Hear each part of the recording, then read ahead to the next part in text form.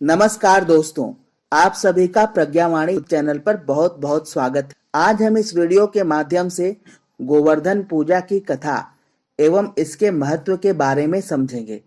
अतः आप सभी से निवेदन है कि इस वीडियो को अंत तक जरूर देखें।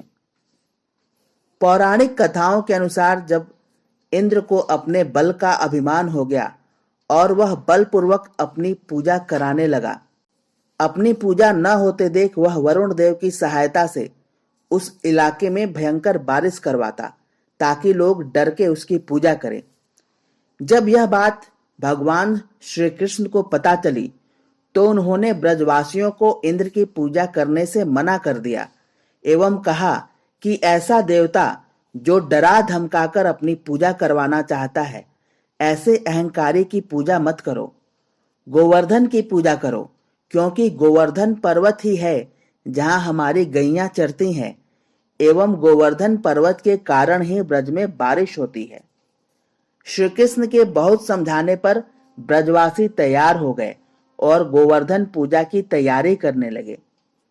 जब यह बात नारद के द्वारा इंद्र को पता चली तो वह क्रोध में लाल पीला हो गया और उसने 7 दिनों तक लगातार बारिश करवाई। इधर भगवान कृष्ण ने ब्रजवासियों को गोवर्धन की शरण में जाने को कहा और गोवर्धन पर्वत को अपनी कनिष्ठा उंगली से उठा लिया। सभी ग्वाल बाल अपनी गैयों सहित गोवर्धन पर्वत के नीचे आ गए। सभी ग्वाल बालों ने भी अपनी अपनी लाठियां गोवर्धन पर्वत से टेक दी और उन्हें यह भ्रम हो गया कि उनकी लाठियों की वजह से ये गोवर्धन पर्वत टिका हुआ है।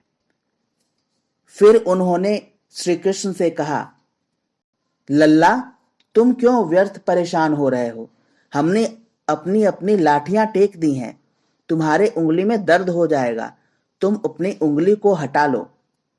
भगवान श्री कृष्ण ने ब्रजवासियों से कहा, देख लो कहीं गड़बड़ ना हो जाए। सबने संवेद स्वर में कहा, नहीं नहीं, हमने अपनी अपनी लाठियां टेक दी हैं। गोवर्धन पर्वत हमारे लाठियों पर टिका है।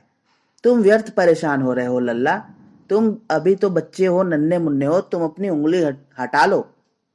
तब बाल कृष्ण ने सिर्फ अपनी उंगली को थोड़ा सा आराम दिया, तभी उनकी लाठियां चरमराने लगी और सब त्राहिमाम करने लगे।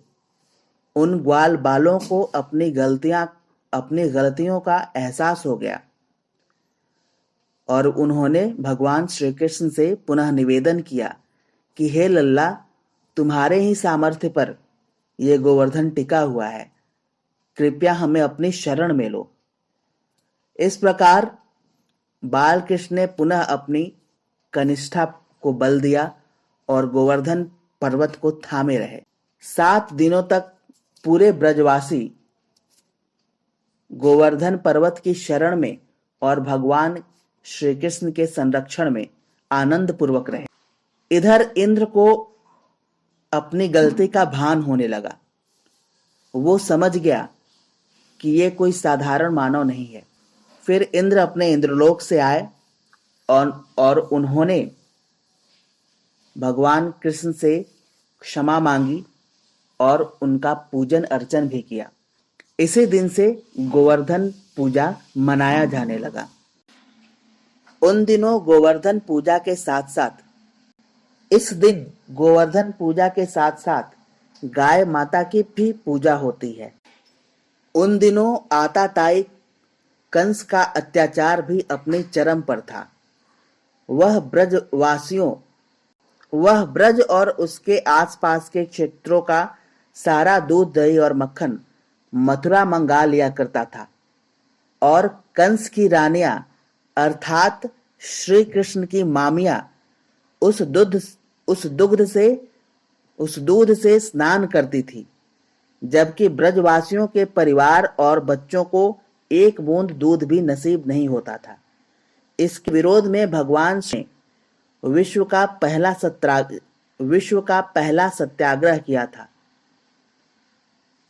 इस सत्याग्रह में उन्होंने ब्रजवासियों को प्रेरित कर उन्हें कंस के विरुद्ध किया और कहा कि गाय माता का दूध छोटे छोटे बच्चों और ब्रजवासियों के लिए है, उनके परिवारों के लिए है, कंस की रानियों के विलास के लिए नहीं।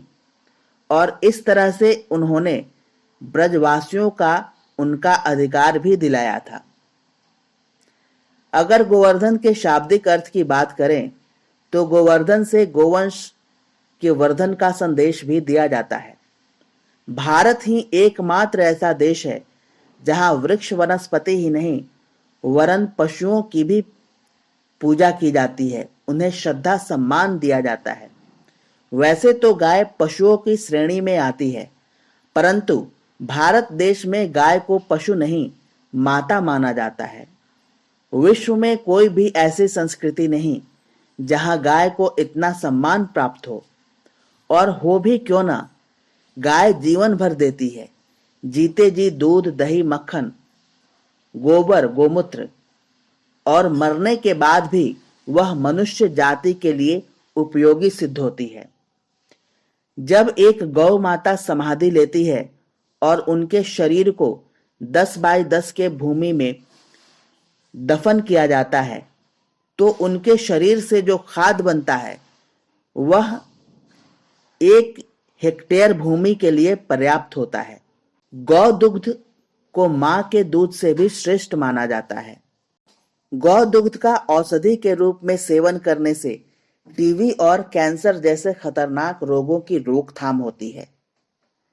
गौ पालन करने वाले स्ट्रेस, डिप्रेशन, टेंशन और अनेक तरह के मनोरोगों से दूर रहते हैं। आइए इस गोवर्धन पूजा में गाय माता के महत्व को समझें, उनको सम्मान दिलाएं और गौ रक्षक बनकर गायों की रक्षा करें। धन्यवाद।